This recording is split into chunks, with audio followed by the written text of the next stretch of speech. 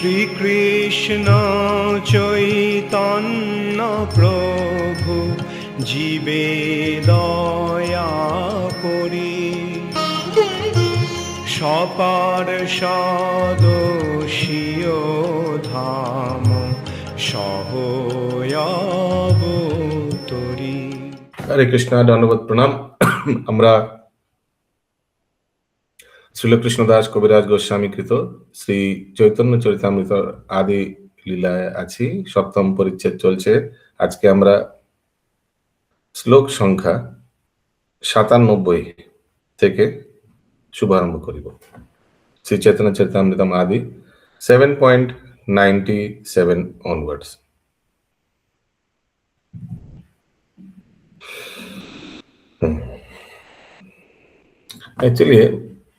Actually प्रश्न तो सही है कि ये लेडीज लोग को क्यों बोला गया, मैंने इधर तो हम लोग देखते हैं कि मैक्सिमम भजनों में जैसे श्लोक में भी आता है भुक्ति मुक्ति सिद्धि कामी पिशाचिनी हृदि वर्तते, आता है ना।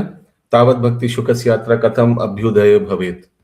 पिशाचिनी बोला गया है भुक्ति मुक्ति को, राक्षसी बोला गया है कभी कुछ को, या ऐसे भी यहाँ जैसे उदाहरण में भजन में आ रहा है वैसे ही कुछ है ना। तो वास्तव में पुरुषोत्तम भगवान के अंश के होने के नाते सब तो जीव भी तो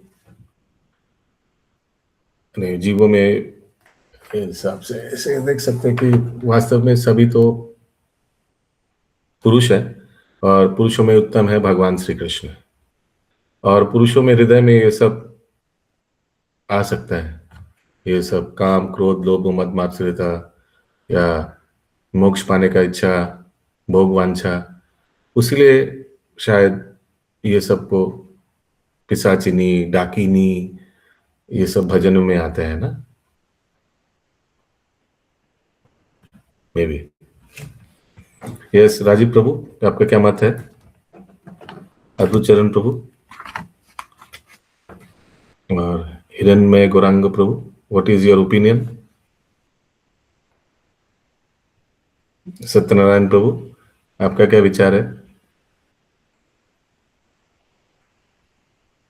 मुझे कुछ विचार नहीं है, सब कोई फंसना नहीं चाहते हैं। कंट्रोवर्शियल चीज है इसके लिए जिनको। हाँ बोलिए इंद्रावती माता जी बोलिए। प्रभु जी, आध्यात्मिक में पुरुष सिर्फ भगवान को माना जाता है। जिस तरह मीरा जी मिलने गई थी वृंदावन में और सभी को स्त्री माना गया है, इसीलिए आध्यात्मिक में जो गुरु लोग हैं अपने को स्त्री के रूप में ऐसा बोलते पिचासनी, वो अपने को खुद को बोल रहे हैं, स्त्री को किसी को नहीं बोल रहे हैं, वो अपने आप को बोल रहे हैं। ओके, ठीक है, ये इनका विचार है कि आध्यात्मिक में सब स्त्री है, एकमात्र भोक्ता भगवान श्री कृष्ण है। भगवान का नाम पुरुषोत्तम भी है, पुरुषों में उत्तम, तो बाकी पुरुष कौन है? यस, अद्भुत चरण प्रभु।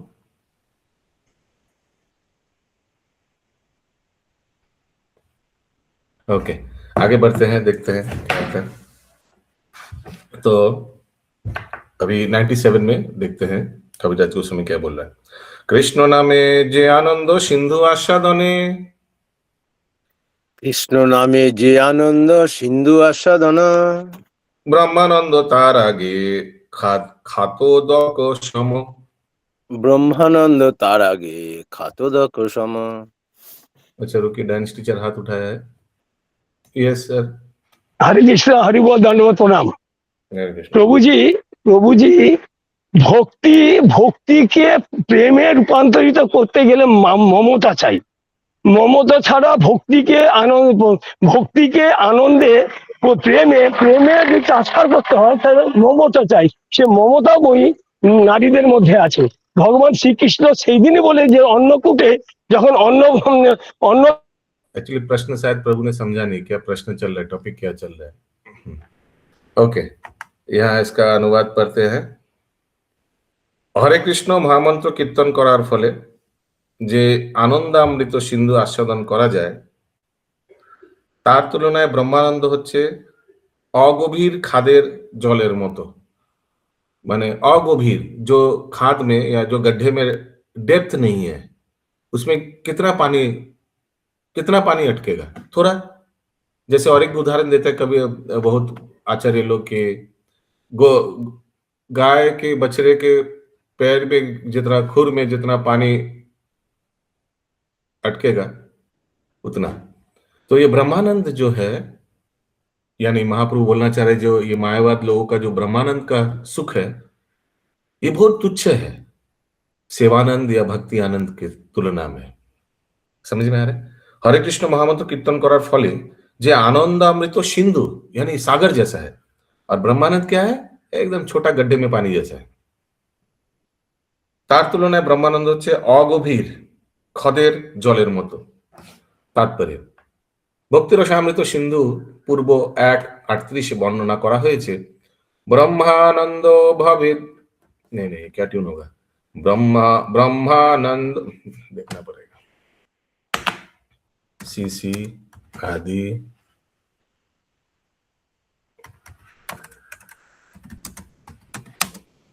7.97।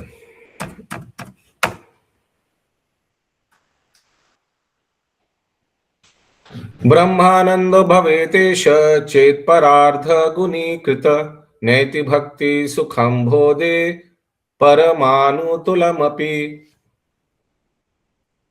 निर्विशेष ब्रह्म के उपलब्धि करार फले जे ब्रह्मानंद बा चिन्मय आनंद अनुभव करा जाए, ताके यदि परार्ध गुण बर्धित करा जाए ताहलेও তা शुद्ध भक्तिर एक आनविक कणार समतुल्य होते पारे ना। ठीक है, ये निर्विशेष ब्रह्म का उपलब्धि करने से जो ब्रह्मानंद सुख है, ताके यदि परार्ध गुण वर्धित करा जाए, परार्ध गुण माने 1000 टाइम्स, कितना? 10 लाख गुना लिखा हुआ है, 10 लाख गुना, A million time. मिलियन। तो जितना भी सुख है ब्रह्मानंद का, उसका अगर मिलियन टाइम्स भी आप मल्टीप्लाई करें तो वो एक कण भक्ति का आनंद से भी तुलना आप नहीं कर सकते, माने वो भी तुच्छ रहेगा। तो ब्रह्मानंद का सुख बहुत तुच्छ है भक्ति या सेवा आनंद का तुच्छ सुख से। क्लियर है? इस आपको समझ में आ रहा है महाप्रभु ये सब क्यों बोल रहे हैं? आस्ते आस्ते कन्वर्ट करना है प्रकाशानंद सरस्वती को भक्त में। क्योंकि एक चीज याद रखिएगा, इतना कुछ महाप्रभु बोला श्लोक, कम से कम 20 श्लोक बोला है, प्रकाशानंद सरस्वती सब सुन रहा है। इसका मतलब उनमें श्रद्धा है। एक तो महाप्रभु को हाथ पकड़ के खींच के ले आया, याद है ना, और सब सुन रहे हैं, अभी तक तर्क नहीं किया, स्टॉप भी नहीं किया, गुस्सा भी नहीं हुआ, वैष्णव सिद्धांत सुन रहा है।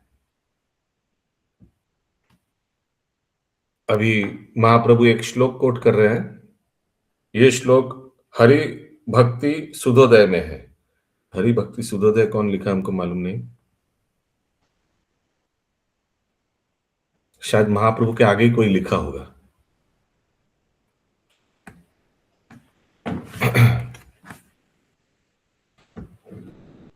त्वत्साक्षात् करनालाद तत्साक्षात् करणाल्लाद विशुद्धाब्धि स्थितस्य मे विशुद्धाब्धि स्थितस्य मे सुखानि गोस्पदायन्ते सुखानि गोस्पदायन्ते ब्रह्मण्यपि जगद्गुरु। ब्रह्मण्यपि जगद्गुरु।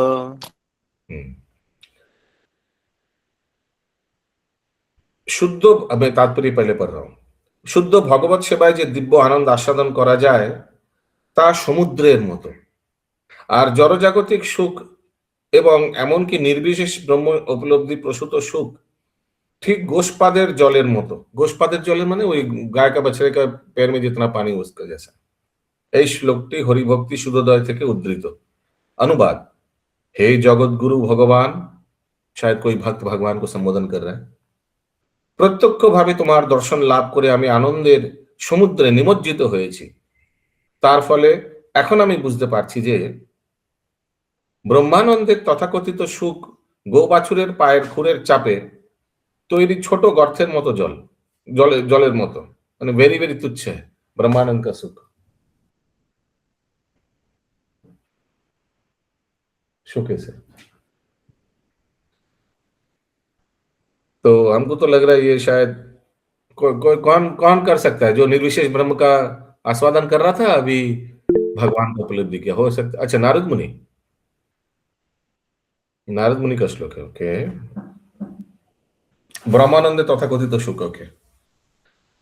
यहाँ लिखा है तार फल আমি এখন বুঝতে পারছি, अभी हमको समझ में आ रहा है। तो नारद मुनि ब्रह्मानंद का सुख आई डोंट नो कब आस्वादन कर रहा होगा। ओके, अगला श्लोक। उसको समझ में आ रहा है सबको कि महाप्रभु कौन सा डायरेक्शन में जा रहे हैं आस्ते आस्ते? प्रकाशानंद सरस्वती को बोल रहा है कि ये भक्ति का जो सुख का आनंद है ये कोटि कोटि गुण माने इसका अतुलनीय है। आप लोग जो ब्रह्मानंद सुख आस्वादन करते हैं, मायावादी लोग, एक्चुअली इन्होंने भी सोचा कि महाप्रभु भी मायावादी है। समझ में आया क्यों सोचा? उनको क्योंकि धीरे धीरे उनके भक्ति की गुरु- तरफ ले जाने मांग रहे हैं। क्योंकि मायावादी गुरु से जो दीक्षा ली हाँ, है। क्योंकि मायावादी गुरु से दीक्षा लिया तो सोच रहा कि वो भी महाप्रभु भी उनमें से कोई एक है। यस, बोलिए प्रभु। हरे कृष्ण प्रभु, ऐसा कैसे हुआ कि भगवान का तो दोनों ही स्वरूप एक ही है, इन्हीं का ज्योति है, इन्हीं का वो ब्रह्म रूप है, तो उसका आराधना करना गलत या छोटा क्यों माना गया? हाँ, छोटा माना गया इसलिए, सोचिए एक क्लास केजी का लड़का, क्या उदाहरण दे, एक क्लास केजी का लड़का भगवत गीता पढ़ना चाह रहा है और एक क्लास 12 का लड़का भगवत गीता पढ़ेगा, दोनों का उपलब्धि तो कम होगा ना, दो तो माने अलग होगा ना। क्लास केजी का लड़का भगवत गीता में पढ़ के क्या उपलब्धि कर पाएगा? जो क्लास 1 2 3 4 5 6 7 8 9 10 पढ़ चुका है, 11 12 पढ़ चुका है, वो जब भगवत गीता पढ़ेगा वो पूरा पढ़ पाएगा, समझने का ज्यादा शक्ति रहेगा, अंडरस्टैंडिंग कैपेसिटी ज्यादा रहेगा। जो लड़का एबीसीडी पढ़ना नहीं सीखा, उसका भगवत गीता पकड़ा दीजिए, वो क्या पढ़ेगा? तो वैसे ही भगवान का तो रूप का आराधना निर्विशेषवादी भी कर रहा है, लेकिन उनका नॉलेज कम है, सीमित है। वो सिर्फ ब्रह्म ज्योति है भगवान, यही मान के चलता है, निर्विशेष ब्रह्म है। भगवान का ज्योति रूप को ही मानता है, स्वरूप को नहीं मानता है। तो वो क्या उपलब्धि करेगा? उसका क्या आनंद आएगा? हाँ, हम लोग कितना बार क्लास में चर्चा कर चुके हैं कि जो अगर आप भगवान को मानते कि उनका आकार नहीं है, तो नवदा भक्ति क्या आप उसमें होगा? एक बात बताइए प्रभु, क्या वो नवदा भक्ति कर पाएगा? श्रवण क्या श्रवण करेगा? भगवान का क्या लीला होगा? ब्रह्म ज्योति का एक लीला बताइए आप। ना, कुछ नहीं है। किसी को मालूम है ब्रह्म ज्योति का लीला? यहाँ किसी को भगवान का ब्रह्म ज्योति हुई तो उनका कोई लीला का मालूम है किसी को? तो क्या आस्वादन करेगा, क्या श्रवण करेगा? ब्रह्म ज्योति के ऊपर कीर्तन किसी को मालूम है? या ब्रह्म ज्योति का आरती क्या करेगा? श्रवणम कीर्तनम वंदनम स्मरण जो भी है, श्रवणम कीर्तनम क्या है उसके बाद? श्रवणम विष्णु स्मरण, स्मरणम पाद सेवनम, क्या पाद सेवा करेगा ब्रह्म ज्योति का? अर्चनम क्या करेगा? वंदनम, क्या वंदन करेगा ब्रह्म ज्योति का? दास्यम, क्या सेवा करेगा? आत्मनिवेदन, किसके प्रति आत्मनिवेदन करेगा? कुछ नहीं करेगा। साखे के बाद आत्मनिवेदन। यस, अद्भुतचरण प्रभु। प्रभु जी, धन्यवाद प्रणाम। धन्यवाद प्रभु। प्रभु, ये नारदीय पुराण से लिया गया था श्लोक। अच्छा, नारदीय पुराण बहुत ही अच्छा पुस्तक है। ये हरिभक्ति सुधोदय लिखा हुआ है इधर। हाँ, हरिभक्ति सुधोदय ट्रेडिशनल बाद में कलेक्शन किया।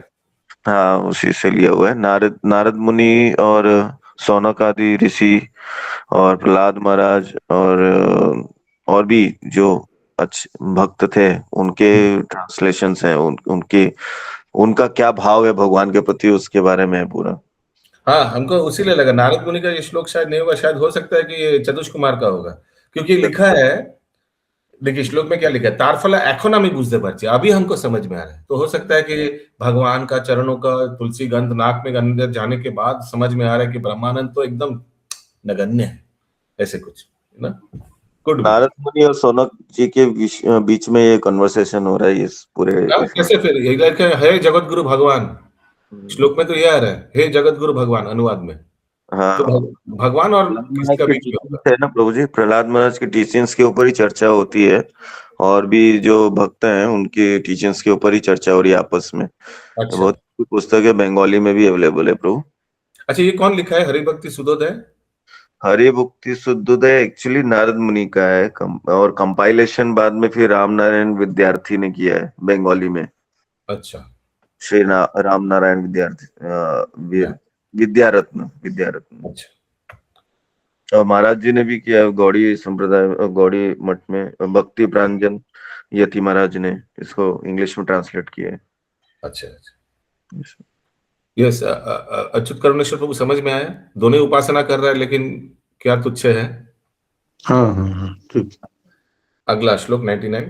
प्रभुर मिष्ट वाक्य শুনি সন্ন্যাসীরগণ, প্রভুর মিষ্ট বাক্য শুনে সন্ন্যাসীগণ চিত্ত ফিরি গেল কহে মধুর বচন। চিত্ত ফিরি গেল কহে মধুর বচন। শ্রী চৈতন্য মহাপ্রভুর কথা শুনে সমস্ত মায়াবাদী সন্ন্যাসীরা অভিভূত হলেন, তাদের চিত্তের পরিবর্তন হলো এবং তারা তখন मधुर स्वरे बोललेन। तो सब सुन रहा था, हालांकि वो प्रकाशानंद सरस्वती को महाप्रभु उत्तर दे रहे थे, लेकिन बाकी सब सुन रहे थे। বারাণসীতে মায়াবাদীরা শ্রী চৈতন্য মহাপ্রভু সমালোচনা করছিলেন, কেননা শ্রী চৈতন্য মহাপ্রভু ভগবানের দিব্য নাম কীর্তন করছিলেন, যারা তারা পছন্দ করেননি। সংকীর্তন আন্দোলনের বিরোধিতা করার জন্য আসরিক বৃত্তি চিরকালই রয়েছে, তবৃথা অভিবিহে।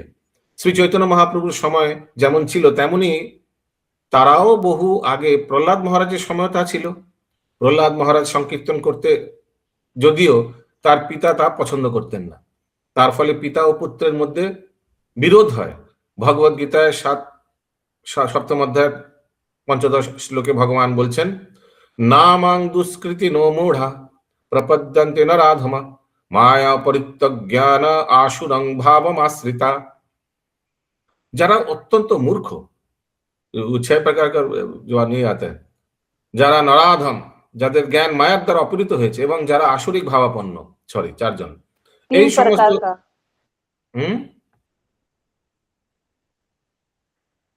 प्रभु 3 प्रकार का, 4 प्रकार। যারা অত্যন্ত মূর্খ, যারা নরাধম, যারা যার জ্ঞান মায়ার দ্বারা অপহৃত হয়েছে 3, এবং যারা আসরিক ভাবাপন্ন 4। এই সমস্ত দুষ্কৃতীরা কখনো আমার শরণাগত হয় না। अच्छा, कौन कौन 4 प्रकार का शरणागत होता था? उसमें भी कितना है? 4 है ना? वो भी 4 है, आर्त, अर्थार्थी, जिज्ञासु, और जो नहीं होता है वो भी ज्ञानी। मायावादी सन्यासीरा होच्छेन आशुरं भावम आश्रिता। ठीक है, 4 कैटेगरी में मायावाद कौन सा में आ रहा है इंद्रावती माता जी? 3 नंबर वाले में नराधम। हाँ, नहीं 4 नंबर बोला ना अभी। चौथा में आ रहा है, অর্থাৎ তারা আসরিক পন্থা অবলম্বন করেছেন এবং তারা ভগবানের অস্তিত্বে বিশ্বাস করে না। মায়াবাদীরা বলে যে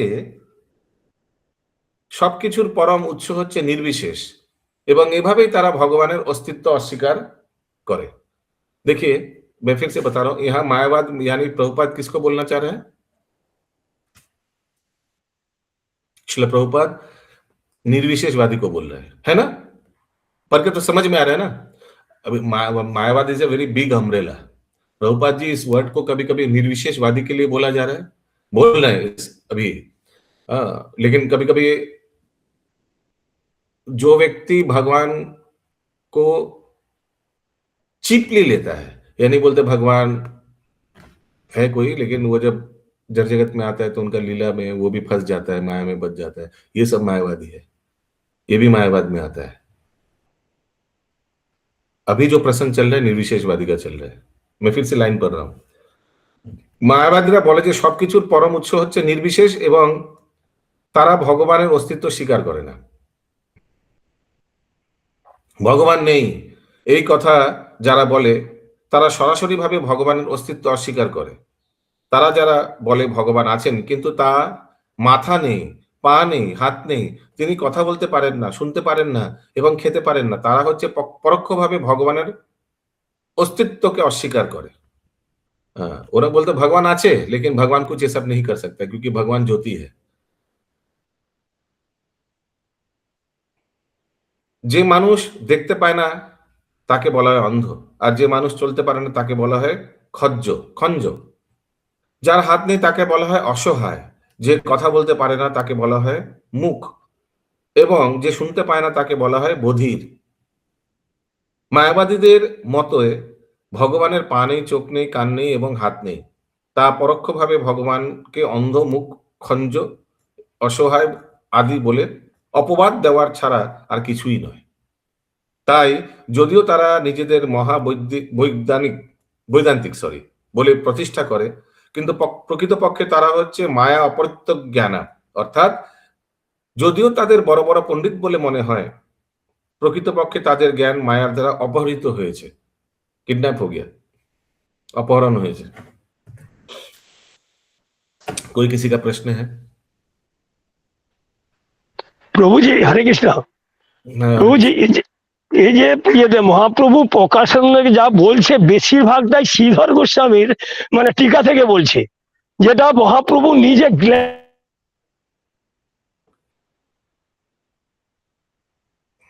यस सत्यभामा माता जी। प्रभु वो लोग शास्त्र का अध्ययन नहीं करते थे, तो फिर भगवान का हाथ पांव कुछ भी नहीं है ऐसे बोल। हाँ, बिकॉज भगवान का निर्विशेष अध्ययन मानता है ना, भगवान को निर्विशेष मानता है तो बोलते हैं, भगवान का ना हाथ है ना चौक है, कुछ नहीं है, भगवान ज्योति है। तो Yes, शास्त्र कभी अध्ययन नहीं करते थे प्रभु वो लोग। शास्त्र में भगवान ये सब भी दिया हुआ है, भगवान का निर्विशेष रूप के बारे में भी दिया हुआ है वेदों में, उसी में फंस गया। भगवान का निर्विशेष रूप ब्रह्म ज्योति के बारे में ही वर्णन है माता जी, हाँ? और स्वविशेष रूप के बारे में भी वर्णन है। उसीलिए तो शास्त्र का 93% शुद्ध भक्ति के बारे में नहीं बोलता है। इंदिरा सखी माता जी। हाँ प्रभु जी समझ गए, वही मैं बोल रही थी प्रभु जी की ये प्रभुपाद हमेशा मायावादियों का खंडन करते गए।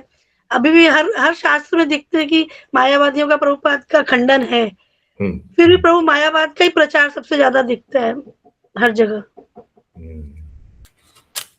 यस राजीव प्रभु। तो जैसे माता जी ने पूछा कि वो लोग पढ़ते नहीं है क्या, तो शास्त्र में बताया गया है कि भगवान निर्गुण है, तो निर्गुण का अर्थ वो लोग निकालते हैं भगवान में कोई गुण नहीं है, लेकिन उसका प्रॉपर मीनिंग प्रभुपाद बोलते हैं निर्गुण है मतलब भगवान में हमारे जैसे भौतिक गुण नहीं है, भगवान के जो गुण आध्यात्मिक गुण है। तो वो लोग शास्त्र पढ़ते हैं लेकिन वो लोग शास्त्र को मिस। माता जी बोलना चाह रहे हैं यहाँ जो लिखा है भगवान का आंख नहीं है, हाथ नहीं है, पैर नहीं है, ये सब कहाँ लिखा है, यही आप बोलना चाह रहे हैं ना? हाँ, तो रामायण में भी तुलसीदास जी बोले ये बात, हमको याद नहीं आ रहा चौपाई, कि बिना कान बिना आंख बिना सबके वो सब कुछ कर सकते हैं, इस बात का वर्णन रामायण में भी मिलता है। लेकिन बिना हाथ ये सब कुछ कर सकता है, लेकिन भगवान का फिर भी सब कुछ है। हाँ राजीव प्रभु, वो उपनिषद में आता है जो हम लोग पढ़ते हैं ना, ईशो उपनिषद, ईशो उपनिषद में एक श्लोक में आता है कि भगवान के हाथ नहीं है लेकिन फिर भी भगवान खाते हैं, भगवान के पैर नहीं है लेकिन फिर भी भगवान बहुत स्पीड में दौड़ सकते हैं। तो वहां पे ये प्रभुपाद लिखते हैं कि वहां पे भगवान के निर्गुण बताए गए हैं। तो मायावादी लोग सोचते हैं भगवान का कोई गुण नहीं है, लेकिन उनके जो गुण है वो आध्यात्मिक गुण है, इसलिए उनको निर्गुण बताया गया है। तो मायावादी लोग भी पढ़ते हैं लेकिन लोग उसको अपने ज्ञान के हिसाब से उसको लोग सोचने का प्रयास करते हैं, लेकिन भगवान का जो ज्ञान है वो ऐसे अपने कॉन्सेप्ट के हिसाब से आप नहीं उसको अप्लाई कर सकते हैं, क्योंकि आध्यात्मिक जो ज्ञान है वो आप अपने भौतिक ज्ञान के बलबूते पर नहीं समझ सकते हैं। यस, अद्भुत चंद प्रभु। कृष्णा प्रणाम प्रभु जी। ये जो कान नाक आंख ये सब चल रहा है, रामायण में भी गोस्वामी तुलसीदास जी उस प्रसंग में ऐसा नहीं कहते कि उनके कान नहीं है आंख नहीं है। ये क्या है, बिनु पद चलई सुनई बिनु काना, कर बिनु कर्म करई विधि नाना, आनन रहित सकल रस भोगी, बिनु बानी वक्ता बड़ जोगी। ये बताते हैं जैसे अंगानी यस्य सकलेन्द्रिय वृत्तिमंती, पश्यन्ति पांति कलयन्ति चिरम जगन्ति, आनंद चिन्मय सदुज्वल विग्रह गोविंद मादि पुरुषम तुमहम भजामि। ये चौपाई जो है इस श्लोक पर आधारित है, ठीक है। तो भगवान अपने सारे अंगों से कुछ भी कार्य कर सकते हैं, उनको ये जरूरी नहीं कि आंख से वो खाली देख सकते हैं, आंख से खा भी सकते हैं, कान से बोल भी सकते हैं, हाँ, खाली सुनने का काम नहीं। तो अपने सारे अंगों से वो कोई भी कार्य कर सकते हैं, इसका अर्थ ये चौपाई का। और ये गोस्वामी तुलसीदास जी के आनन रहित सकल रस भोगी, ये शब्द जो है वो प्रमाणित करता है। बिनु बानी बक्ता बड़ जोगी, दिखते नहीं है लेकिन है सारी चीजें। जैसे प्रभु जी एक दृष्टांत याद में आता है।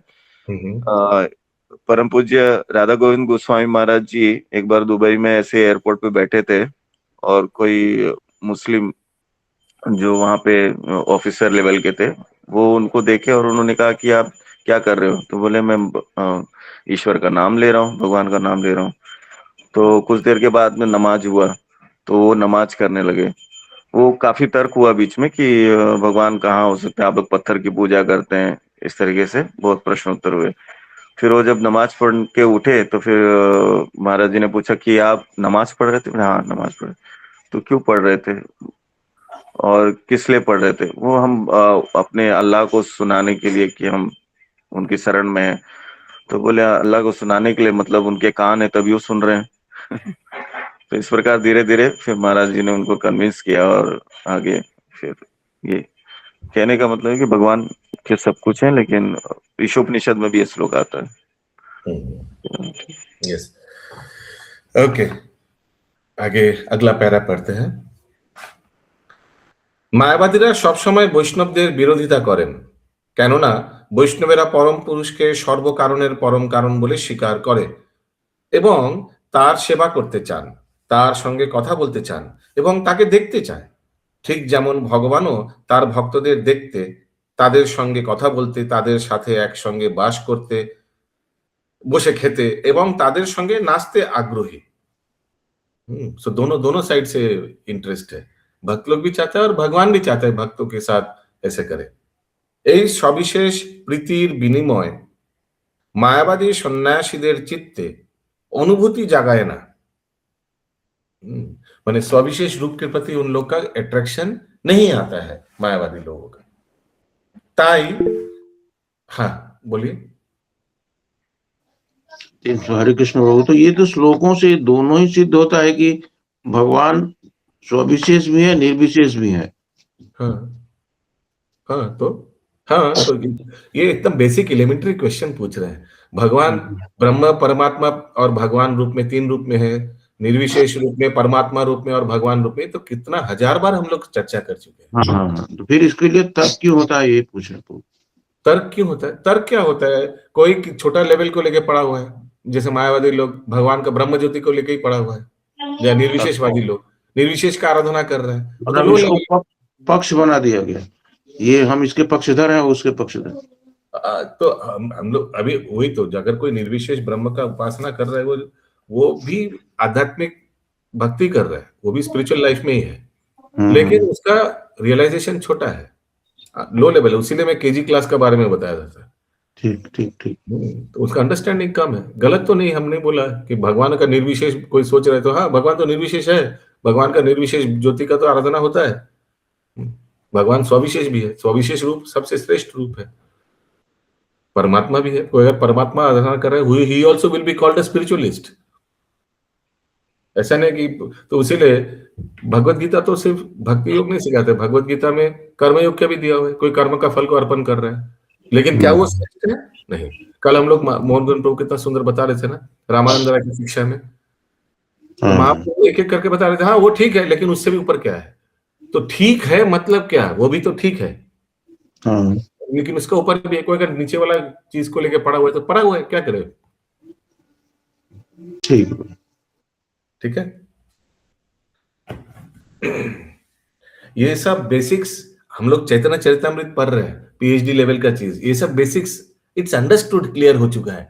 नहीं तो फिर ये सब अगर भगवत गीता, भागवतम, गोपाल बृहद भागवतामृतम, ये सब पढ़ने के बाद तो अगर बोलेंगे कि निर्विशेष में क्यों कर रहे हैं उन लोग, क्यों कर रहा है? अरे वहीं तक उन लोग का सीमित है, तो मैं क्या करूं? उन लोग का दिमाग फोड़ दो क्या? वो ऊपर उठ नहीं पा रहे तो मैं क्या करूं? क्या करेंगे? अगर कोई भगवान को निर्विशेष आराधना कर रहा है, क्या कीजिएगा आप उसको?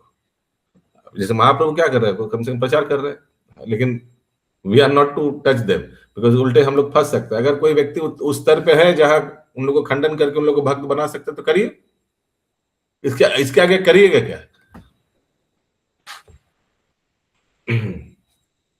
এই সবিশেষ প্রীতির বিনিময়ে মাयावादी সন্ন্यासीদের चित्तेर अनुभूति জাগায় ना। तो वही तो फिर वो उन लोग का सविशेष रूप में उन लोग का भरोसा नहीं है। वो बोलेगा तुम लोग जानबूझ के ऐसे मूर्ति बनाया हो अपना फैसिलिटी के लिए। ये तो मैंने सुना कितने बार लोग बोलते हैं। ये आप लोग जो मूर्ति विग्रह पूजा कर रहे हैं ना, ये सब कुछ है नहीं, अनुमोदन नहीं है। ये आप लोग जानबूझ के कर रहे हैं। नहीं तो आप लोग निर्विशेष का आराधना करने में सक्षम नहीं, इसीलिए मूर्ति बना के पूजा कर रहे हैं अपना कन्वीनियंस के लिए। ये तो गलत है। अरे मूर्ति विग्रह पूजा क्या आज का चीज है क्या? विग्रह पूजा ये क्या जस्ट ये कलयुग में शुरू हुआ है क्या? हर एक युग में विग्रह पूजा का वर्णन आता है। भगवान कृष्णचंद्र जब थे उस समय भी द्वापर युग में विग्रह पूजा, ये जो वृंदा देवी का मंदिर है काम्यवन में, उस समय भी वो था। तो विग्रह पूजा तब भी थे। ये गरुड़ गोविंद मंदिर जो आता है, गरुड़ जी गोविंद वृंदावन में, वो उस समय भी एग्जिस्ट करते थे भगवान जब द्वापर युग में लीला करना है। तो ऐसा नहीं कि अभी सत्ययुग का विग्रह क्या कम है? कितना भारतवर्ष में कितना मंदिर है जहां सत्ययुग का विग्रह अभी भी है। तो what is the big deal?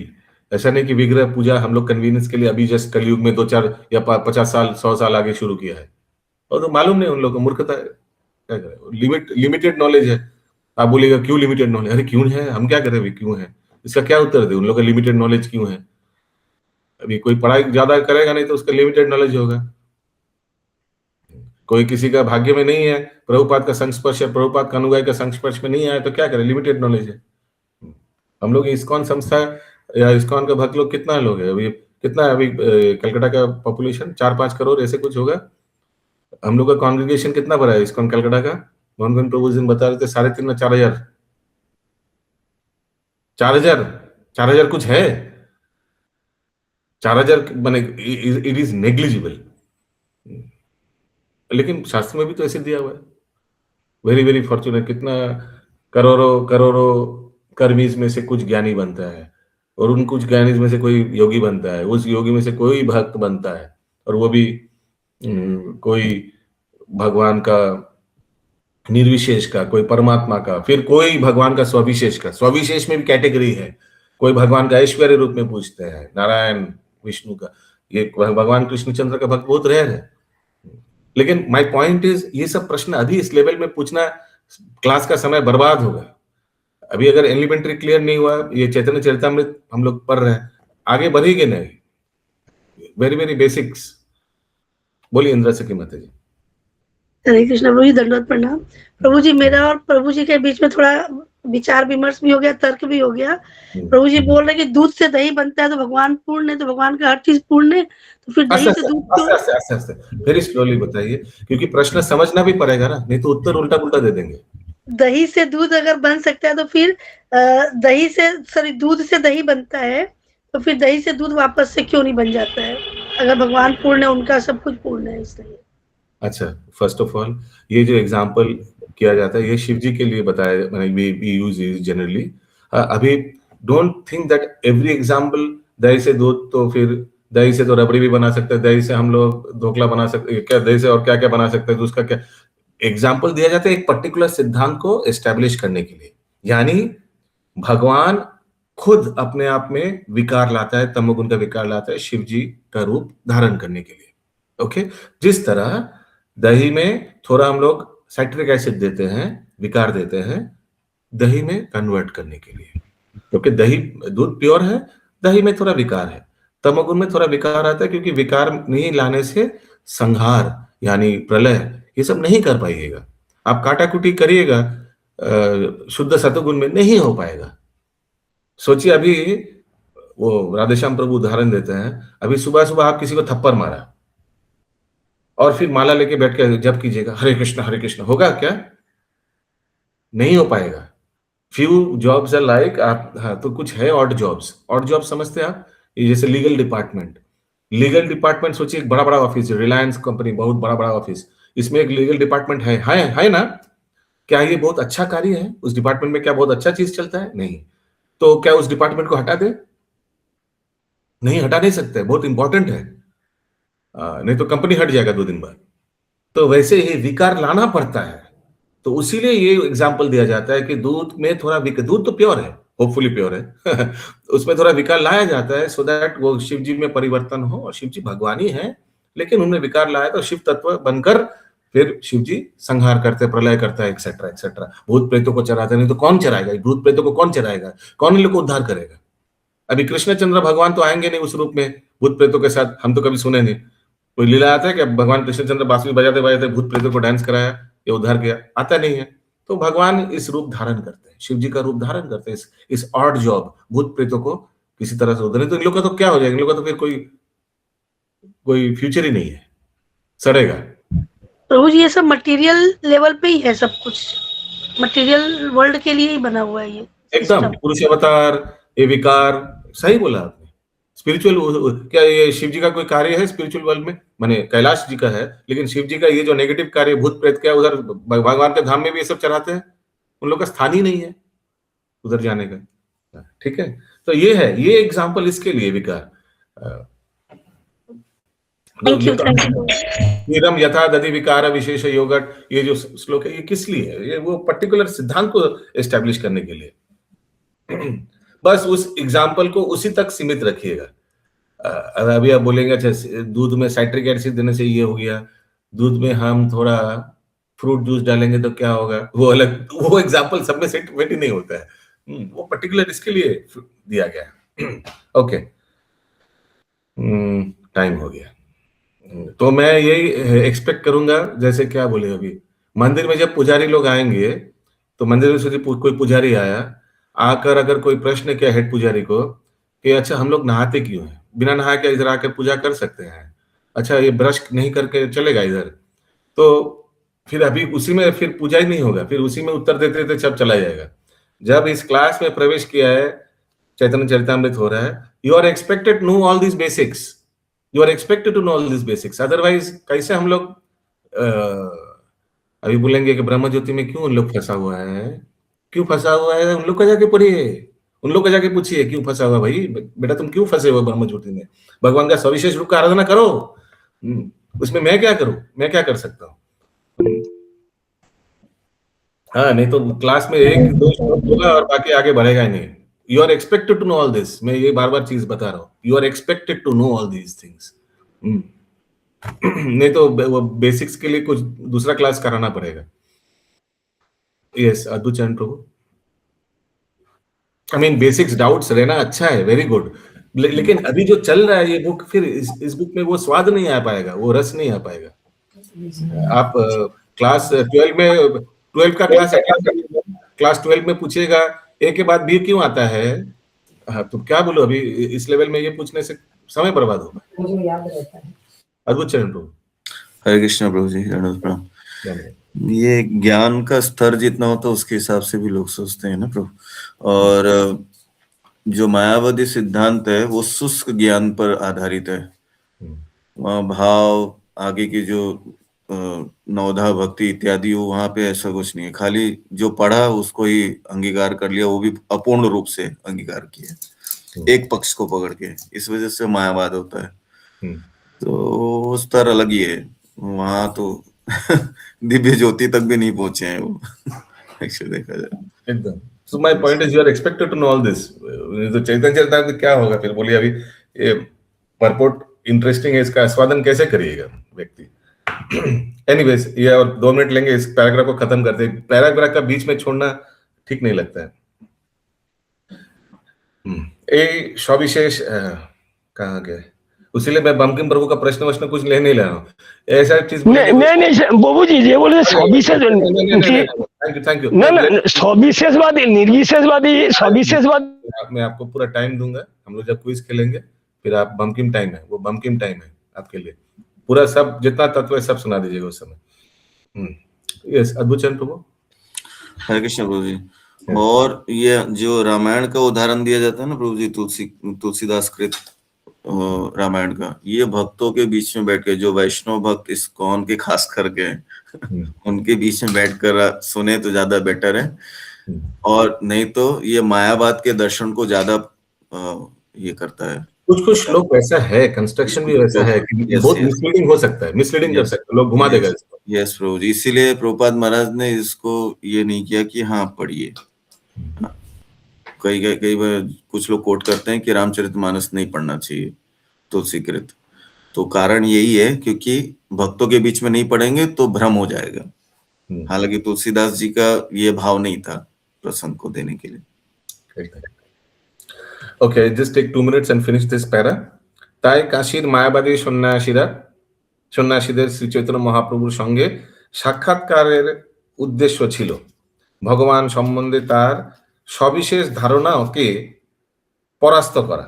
Okay, ये उद्देश्य था। इसीलिए देखिए महाप्रभु एक बार निकल गए थे आगे, कहाँ गए थे? वृंदावन, फिर वापस आए बनारस में इन लोग को उद्धार करने के लिए। ऐसे आता है ना प्रसंग। শ্রী চৈতন্য মহাপ্রভু কিন্তু একজন আদর্শ প্রচারক রূপে মায়াবাদী সন্ন্যাসীদের মনোভাবের পরিবর্তন করেছিলেন। শ্রী চৈতন্য মহাপ্রভুর মধুর বাণী শুনে তাদের চিত্ত দ্রবীভূত হয়েছিল এবং তারা তার প্রতি বন্ধু ভাবাপন্ন হয়ে মিষ্ট বাক্যে तार संगे कथा बोलेছিলেন। ठीक है, सन्यासी जो मायावाद सन्यासी थे उन लोग के प्रकाशानंद सरस्वती का जो अनुगामी थे सब आस्ते आस्ते महाप्रभु के प्रति फेवरेबल हो गया, पॉजिटिव हो गया। তেমনি সমস্ত প্রচারকদের নানা বিরুদ্ধাচরণের সম্মুখীন হতে হবে, কিন্তু তারা যেন কখনো তাদের শত্রুতে পরিণত না করেন।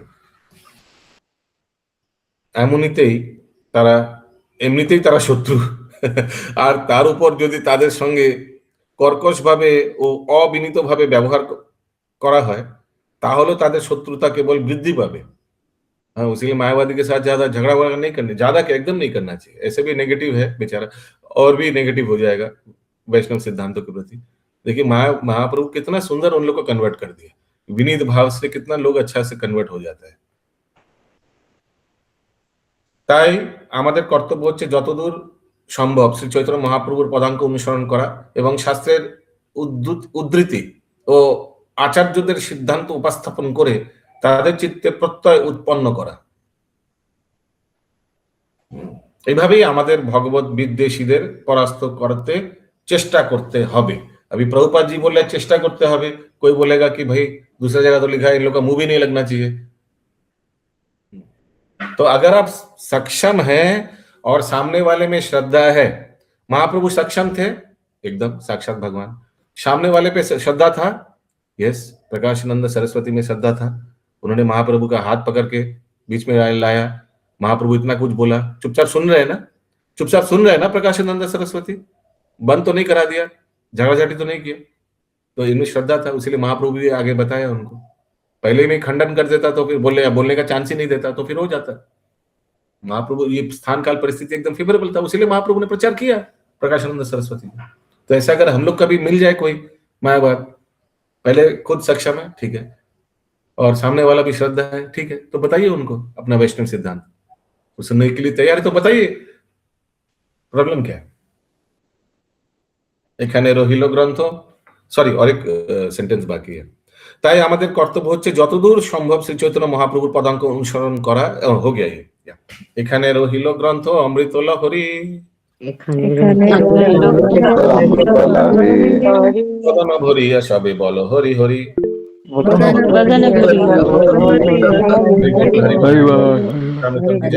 स्वामी की जय, शिल प्रभुपाद।